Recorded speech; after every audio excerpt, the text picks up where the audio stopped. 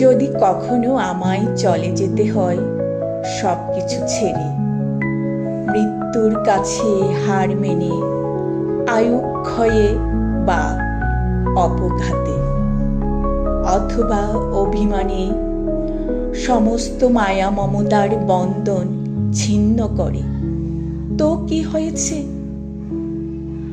আমি যে বারে বারে আসবো ফিরে এই পাহাড়ের বুকে। মানব জন্ম না মেলে যদি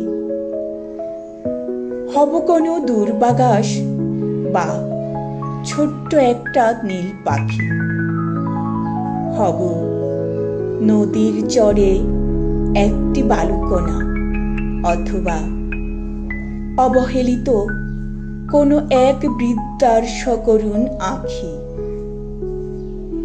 আমি বারে বারে আসবো প্রতিটি মুহূর্তে, খুঁজবো স্বাধীনতা তরুণ যৌবনের কাছে, দেখবো সংগ্রামী চেতনা কার কার আছে।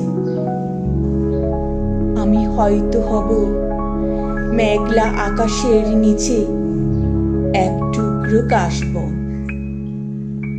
মানব জন্ম না পেলে এভাবেই পাহাড়ে করব আগমন।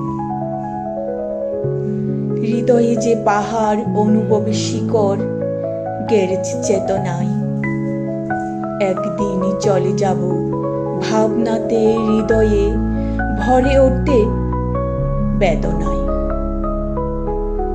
অধীনতায় পিষ্ট জীবনে মেলে যদি এক মুঠো স্বাধীনতা, তাহলে হয়তো থাকতো না আর ফিরে আসার আকুলতা।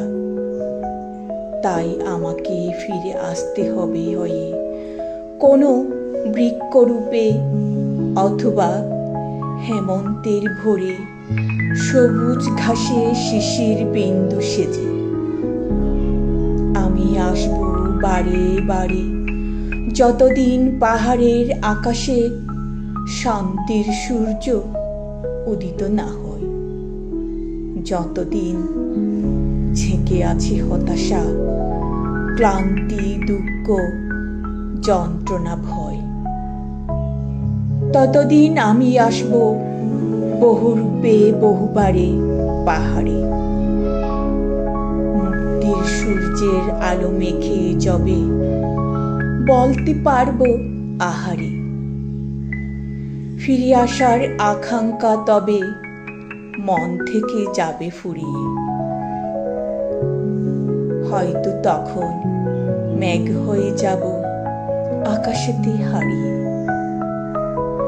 আত্মতৃপ্তিতে ভরে যাবে মন, মেলবে আকাশে ডানা। কথায় গিয়ে পরে রব, সেটা না হয় থাকুক অজানা।